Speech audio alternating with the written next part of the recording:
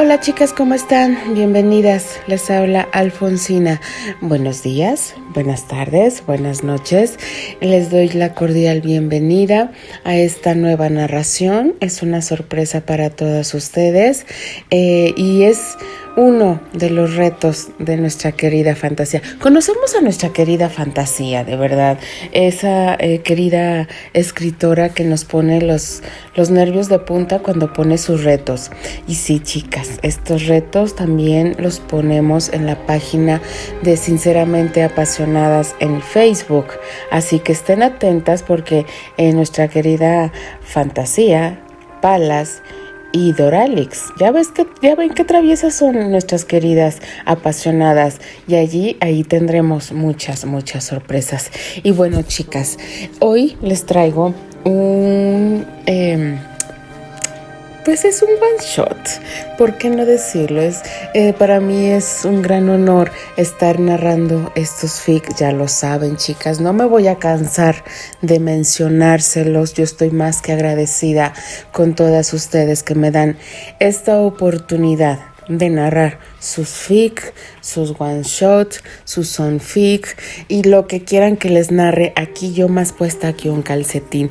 Y sí, chicas, el día de hoy les traigo un one shot ay no, Dios mío, es que de verdad yo cada sorpresa que me llevo de una escritora que ya no sé, de verdad, ya no sé si nos van a hacer sufrir, nos van a hacer llorar, nos van a hacer que nos dé la indigestión con el coraje que nos dan cada fic, o nos va a poner a soñar.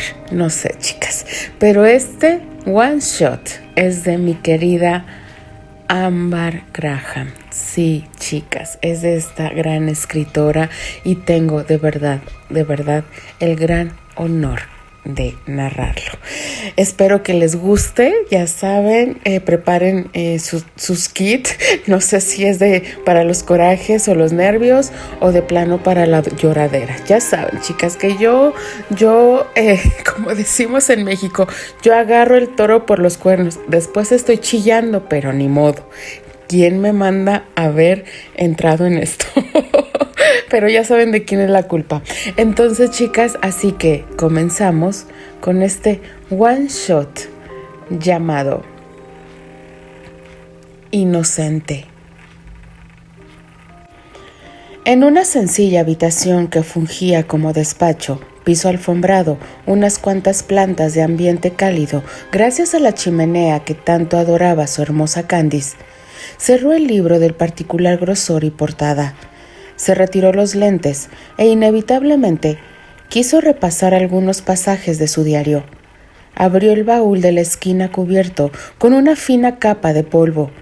Pasó su mano por la superficie de cuero, abriendo páginas al azar, hasta que fijó su vista allí, en el único lugar que no quería recordar, apreciando la torpe caligrafía que delataba su sentir al plasmar las vivencias de ese momento. Flashback. Se escuchó el timbrar de la puerta. Vio el reloj de la sala principal. Su vecino García no pedía café después de las 6 p.m. Ding don. Se repetía con insistencia hasta que el ojiazul abre el cerrojo y puede divisar a un hombre alto de bigotes, con voz extrañamente calmada. ¿Señor Terrence Graham? Posando su mirada en su anillo de la mano izquierda. Sí, soy yo. ¿Qué se le ofrece? Respondió cortante el más bajo. ¿Queda usted detenido por...? El oficial de repente tenía placa en mano, con su compañero moviendo las esposas haciéndolas tintinear. Estaba narrándole los motivos de su detención, los derechos del castaño, pero... ¿él? Él ya no estaba allí. Sus ojos se pusieron borrosos, sus oídos se ensordecieron y no pudo articular palabra alguna. Candice, ya en ropa de dormir, con el cabello vuelto un desastre, grandes ojeras por el trabajo, por todos sus juegos y pequeñas discusiones del día a día con sus pequeños, escuchó voces venir de la puerta principal. ¿Cómo era posible que vinieran a molestar a esta hora? Acababa de dormir a los gemelos después de un agotador día. Si era el insistente viudo por café, lo iba a regañar. ¿Qué sucede aquí? ¿Terry? Deteniéndose a medio hablar ante la escena que consiguió el veterano comisario, observando cómo palideció y su evidente temblor corporal, respondió: consígale un buen abogado, entregándole un sobre, bajó su sombrero y dio la vuelta. Candice, boquiabierta, nerviosa, sudando frío, contempló en cámara lenta a su amor esposado, alejándose de su hogar, de sus niños, de ella. Terry solo reaccionó al verla de reojo, justo antes de entrar al vehículo policial. Gritó desde lo más profundo: cariño, recuerda quién soy yo y lo mucho que te amo. Y como si nada, se desvaneció de su visión, quedándose allí parada con el frío de la noche golpeándole, calando en sus huesos, sin ser consciente de las miradas voraces y acusadoras de sus vecinos. Al rato logra movilizarse, cerrar la puerta tras recomponerse un poco. Abre el sobre que estaba allí, tirado en el suelo. Posa su mirada en las primeras palabras. Retrocede unos pasos. Su respiración se agita. Coloca una de sus manos en su boca para ahogar un grito. No puedo. Se niega rotundamente a concebirlo allí escrito. No. Esto era una atroz mentira. Sus ojos igualmente se cristalizaron, dejando caer la orden policial. Miró las fotos que adornaban su sala, su hermosa boda, los cumpleaños de sus mellizos de 5 años, réplicas de su padre, escapándosele un suspiro, recordando los maravillosos momentos con ellos, sus personalidades tan peculiares como el día y la noche. Ella no debía llorar, no sin su marido, su motor, su inspiración. Era inocente, pero ¿y si no? ¿Y si él se había atrevido? No. Gritó aquello retumbando por toda la habitación que se sentía cada vez más gigantesca. Logró tragar sus lágrimas. Ella sabía perfectamente quién era su esposo. ¿No? Ese hombre con el que compartía todo, su felicidad, su vida hace 7 años. Había hecho unos votos los cuales honraría, y uno de ellos era socorrerse mutuamente. No debía permitirse dudar. Al tener eso en claro, su desesperación pasó a otro plano. Frenéticamente empezó a hilar cómo haría. ¿Para qué se iba a engañar intentando dormir? Luego de un rato dando vueltas en círculos y echando madera en la chimenea, Eleanor Baker, su suegra, atravesó su mente. Debía informarle. Ella llevaba un tiempo viviendo apartada en el lugar más tranquilo que pudo encontrar con el apoyo de su hijo. Era una costurera retirada. Bueno, seguramente podrá manejarlo. Se repetía la pecosa, pero la reacción no pudo estar más alejada de la realidad. Aquella llamada fue como escuchar todos sus temores en voz alta. «¡Dios mío, Candice!», dijo la hermosa mujer desde el otro lado de la línea. «¿Qué pasará si esto no se esclarece?». La voz le temblaba, estaba hecha pedazos. ¿Cómo era posible? Su único hijo en aquella situación, sus nietos. Ella lo había criado bien. Claro que no era perfecta, con limitaciones. Lo sacó adelante como madre soltera. Le dio valores y una honrada vida. Era inocente. Tenía que serlo. Candy debía mantenerse contemple, comprensiva, pero ¿esto? No sabía qué demonios decir. «¡Suegra!», gritó, solo dejando el hipeo de la abuela de sus hijos como sonido. «Yo no sé qué es lo que vaya a pasar, pero la necesito calmada. ¡Cuerda! Usted y yo conocemos a Terry mejor que la palma de nuestras manos, y si él es inocente, sí lo es». Le informó que enviaría a sus gemelos con ella antes que la noticia volara y se retorciera más de lo debido. Las personas son crueles. Necesitaban mantenerlos alejados del escarnio público. No podía perder el concepto de su héroe y sin dejar que refutara nada más, se despidió. Tiró el teléfono con furia, frustración, tristeza. ¿Y si era verdad? El nudo en su garganta ya no pudo quedarse allí. Así fue como las primeras luces del día se asomaron por la ventana.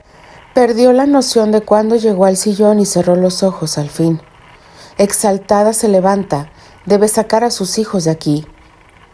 Como si nada, amorosamente pero con un poco de premura, les despierta dándoles la noticia que pasarían una temporada con la abuelita. Ellos luego se les unirían para las fiestas navideñas. La niña, como siempre, demostrando su carácter. «Mamá, no puedo abandonar a mi papá». Su tristeza y malcriadez se reflejaban en sus ojos, cruzada de brazos, con los rizos revueltos, único rasgo parecido a ella, negándose siempre a peinarlos. «Ya sabes que siempre están, haciéndoles ojitos. Tengo que cuidarlo por los dos». Mientras que Vicente, siempre más mesurado que su revoltosa hermanita, veía algo extraño en su madre y decidió no quejarse. ¿Por qué siempre debía moderar a su hermana? «A mí me parece bien, mami», sonriendo cálidamente. «Extraño mucho a la abuela. No hagas caso a Valentina. Ella siempre busca cualquier excusa para los pleitos y ahora vive cuidando a papá».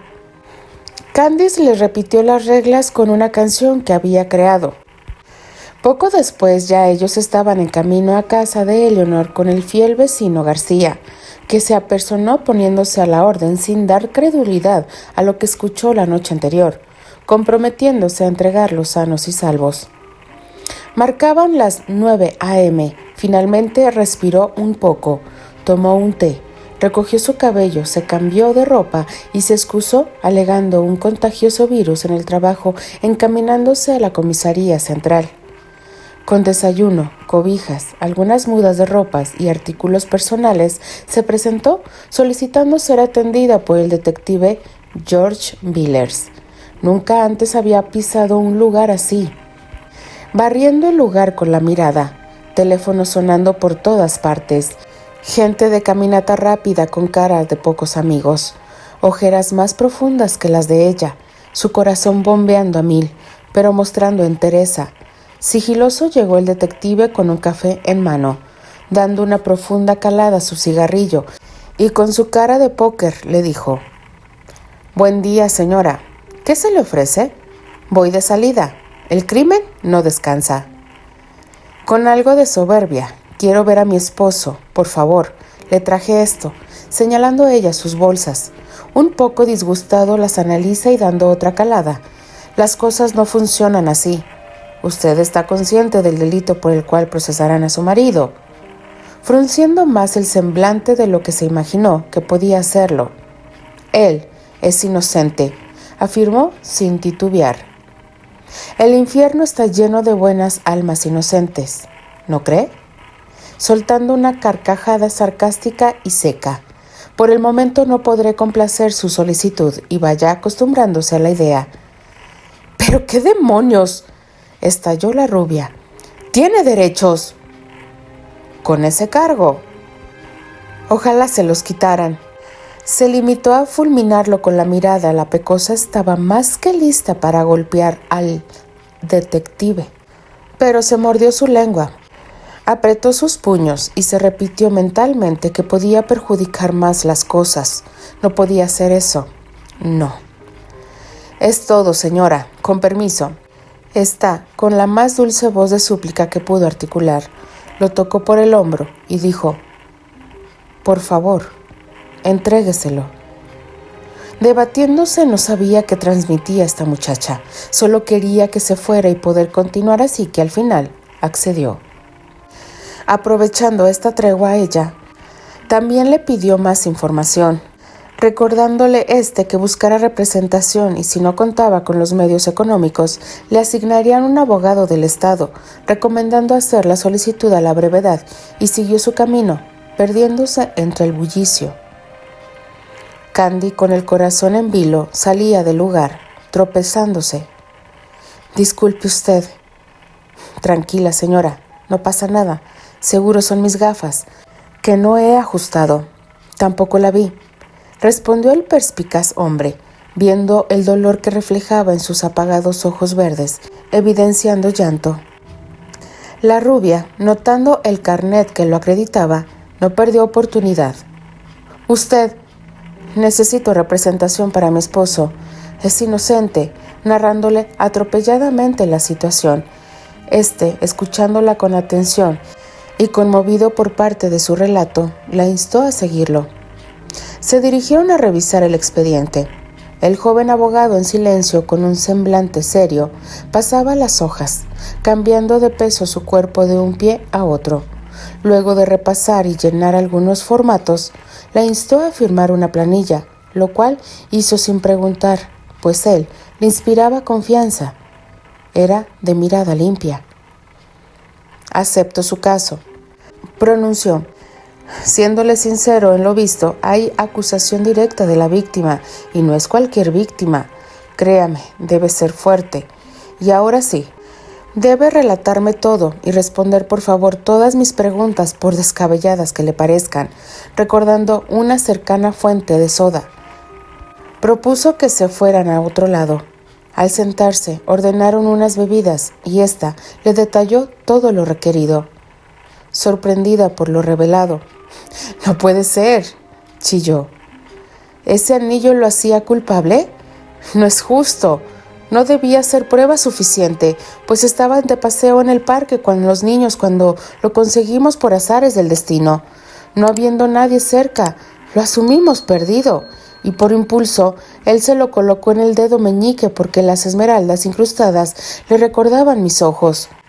Ese es todo su delito. Sabía que los objetos perdidos tenían dueño. Dios, pero...» llorando incontrolablemente y deseando que se le acabaran las lágrimas.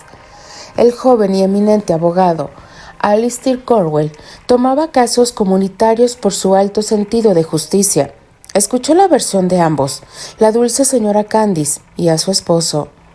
Ambos convincentes, desvelándose buscando en archivos, repasando lo que tenía y las inconsistencias a las que agarrarse en su defensa.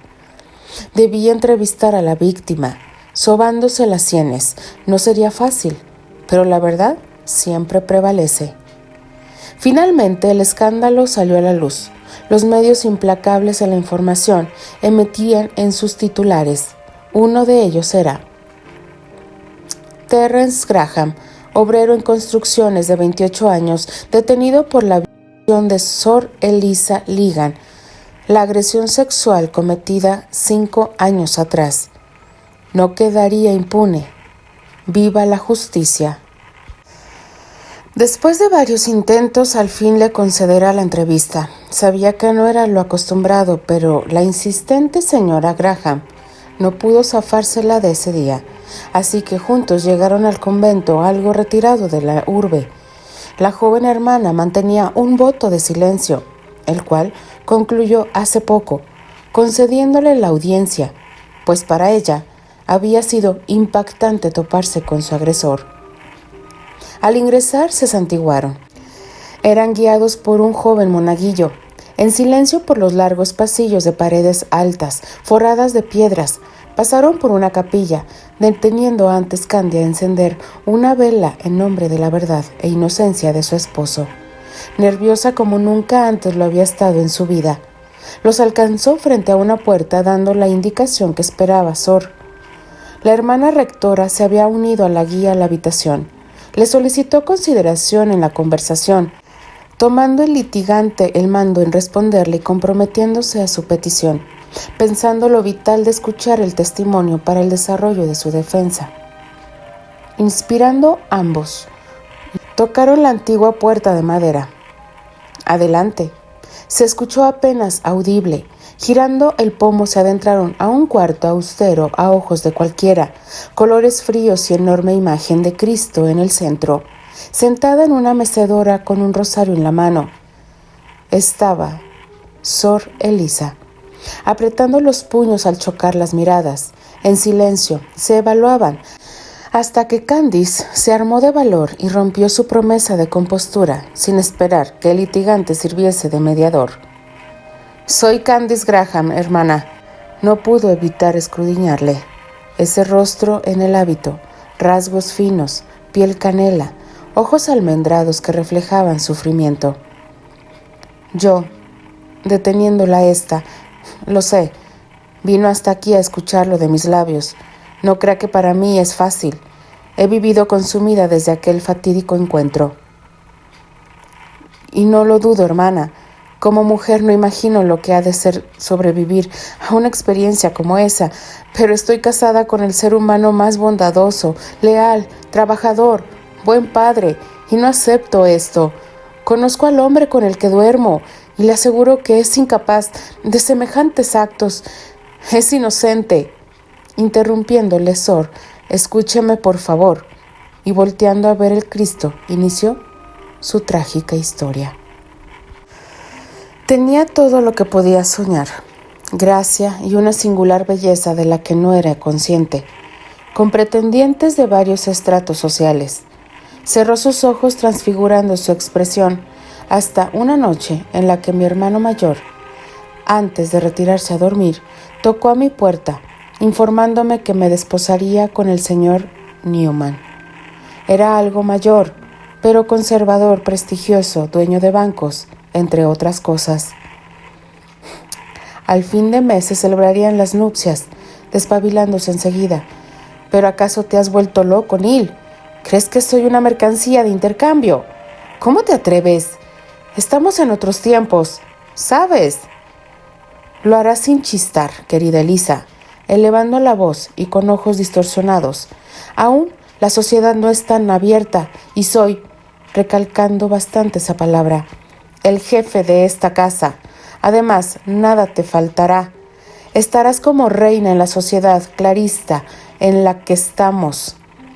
Continuamos la acalorada discusión hasta que forcejeos me lanzó a la cama, gritándome que me acostumbrara a la idea porque ya había dado su palabra. Dio media vuelta y salió azotando la puerta. Intenté razonar con él por todas las vías en los siguientes 2 días, sin lograr nada, hasta que desesperada me dirigí por mi cuenta hasta la casa del señor Newman. Era mi última opción. Después de todo, no era más que una chica a la que le encantaría casarse por amor. Me recibió en su estancia principal. Luego de oírme atentamente, accedió a mi petición sin ninguna objeción, o algo que evidenciara disgustos, hasta prometiéndome que hablaría con mi hermano. Salí dichosa, creí. Estaba el clima propio de las fiestas navideñas, lo cual me producía felicidad. Era una de las épocas favoritas del año. Los villancicos, el compartir, los árboles. Había oscurecido por lo que aceleré el paso y escuché una risa, pisadas cercanas, pero cada vez que volteaba no veía nadie. Nerviosa, caí en cuenta que había desviado un poco el rumbo. Las luces estaban más tenues y un presentimiento empezó a presionar mi pecho. Intentaba clarificar y ubicarme en la zona sin éxito. Emprendo los pasos de retorno hasta divisar una alta silueta masculina. Por la poca luz no distinguía sus rasgos físicos, pero sabía sus intenciones por instinto y empecé a retroceder. Escuché su risa nuevamente y agregó: «Nadie te oirá, cariño. ¿No te han dicho nunca que no debes caminar sola en la oscuridad? ¿No te hablaron de los monstruos nocturnos?» Era una voz ronca, llegando hasta mí. Me sometió de espaldas con una navaja, alcanzando a distinguir claramente ese anillo de esmeraldas en su dedo pequeño, hasta que aprisionó un pañuelo en mi nariz y quedé inconsciente. Amanecía cuando volví en mí, en un terreno baldío, adolorida, desnuda, con mordiscos en mi piel, sangre seca entre mis piernas. Se le quebró la voz, deseando estar muerta, pues ¿cómo viviría ahora este infierno? Como pude me las arreglé y llegué a casa a pesar de mi estado físico. Fui recibida con una reprimenda de mi hermano que, llamándome golfa y más, reclamaba el haber cancelado el compromiso, sin creerme una palabra de mi tragedia, recalcando que ahora valía menos. Caía en una gran depresión, aislada con mis padres muertos, siendo la comidilla de la zona. Habían corrido el rumor de una aventura que acabó mi reputación. Yo no realicé ninguna denuncia hasta que acudí a la iglesia buscando consuelo y me refugié aquí, donde he conseguido algo de sosiego a través de mis votos al Señor que ha sabido guiarme, recibiéndome en su regazo. Hubo un silencio. Pasaba las cuencas del rosario, mordía su labio inferior y mecía ligeramente la silla. Una tarde venía de impartir catequesis cuando choqué con él, tumbándome la Biblia. Al devolvérmela, quedé en shock al notar el anillo en el mismo dedo. Era el mismo del monstruo de esa noche. «¿Disculpe?» «Tenga», dijo. Y lo vi seguir a la construcción sin reaccionar a mí. La hermana que me acompañaba me sostuvo. No podía ser. Ese era el monstruo. No paraba de repetir. Hasta que luego de días y ayudada aquí decidí realizar la acusación formal. No podía dejar que siguiera haciendo daño impunemente. Candice lloró todo el relato, explicándole luego cómo habían conseguido ese anillo. Sor se negó a entender, pues era su estatura, y aunque si todo estaba oscuro y ella no tenía claros sus rasgos físicos, se le desató otra crisis nerviosa y le solicitaron abandonar el recinto. Salieron con una esperanza, pues ella solo lo identificaba por el bendito anillo. ¡Qué mala hora llegó a ellos! Fueron semanas, días, horas interminables, angustiantes las que vivían, pues Terrence no la pasaba mejor en su celda recibiendo golpizas por una monja, aferrado al crucifijo que le había regalado su esposa, uno de sus amuletos de crianza. El defensor, como parte de sus alegatos, insistió en la inconsistencia de los hechos. Ella no podía describir con exactitud al sujeto. El anillo podía ser una réplica cualquiera y el impacto pudo haberla confundido. Sin otro testigo que afirmara cómo lo consiguieron, restaba validez al testimonio de Candy, por ser ella su esposa, y evitó mencionarlo. Solicitó una evaluación psiquiátrica de la víctima, pues el hecho del respaldo eclesiástico y social por su condición de monja le estaba dejando un escaso margen. Sin contar con más avances de otra índole, consiguió al menos más días antes de una definitiva para el acusado. Contaba con Billers, un sabueso al que algo le indicaba que ese hombre era inocente y seguía investigando por su cuenta. Por otro lado, Elisa pedía a la Virgen paz y a Dios justicia, claridad. Ella era incapaz de injuriar, pero ese anillo nunca lo podría olvidar. Habían pasado años de eso. Jamás lo olvidaría, ni se recompondría. De pronto, escuchó un llamado.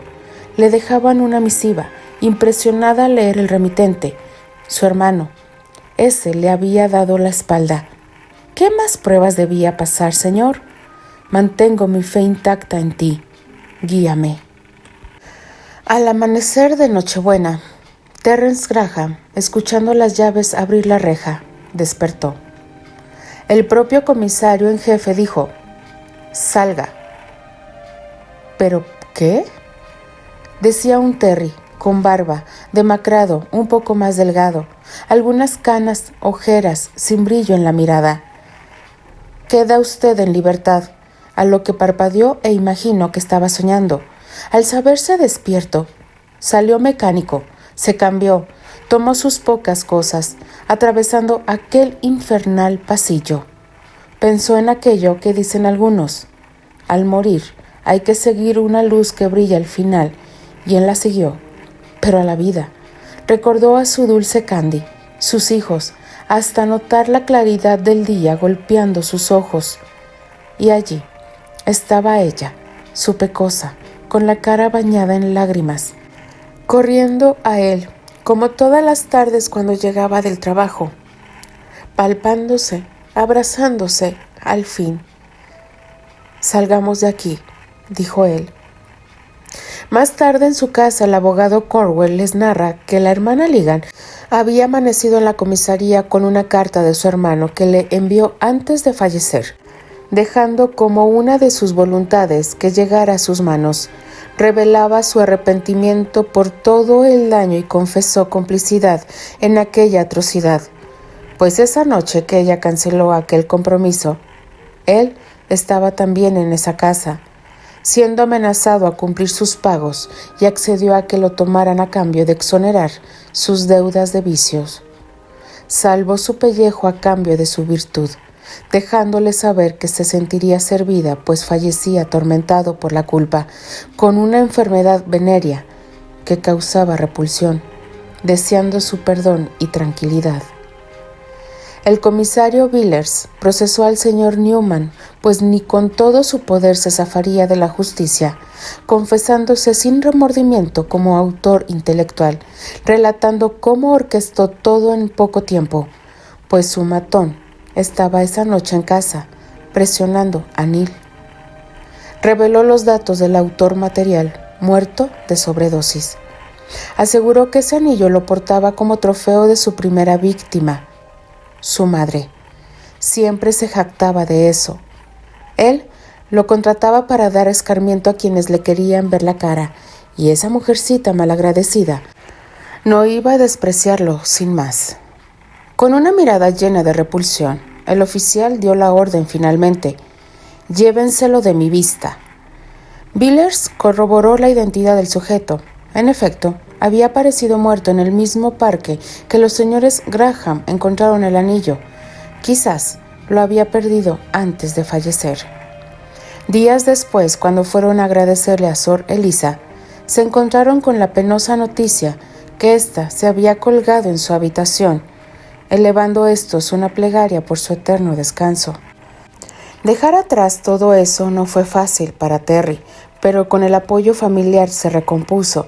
Logró limpiar su nombre, pues siempre fue inocente, y con impulso de Alistair, al que tanto debía y el cual se volvió parte de su familia, se graduó en leyes. Ahora tenía repleto su escritorio de casos comunitarios. Él fue uno, y vaya que lo agradecía. Fin del flashback. Cerró su diario, devolviéndolo a su lugar bajo llave. Salió del despacho y allí estaba ella, su ángel. No se cansaba de admirarla y amarla. La abrazó por detrás, sorprendiéndola e inhalando su dulce fragancia. Con una mirada de complicidad, pusieron los regalos en el árbol, pues ahora ya no eran solo los gemelos, que contaban con 10 años. Estaban 2 retoños más. Luego la tomó de la mano y la instó a sentarse en su regazo. Esta gustosa se acomodó bajo su cuello y así esperarían el amanecer de la Nochebuena.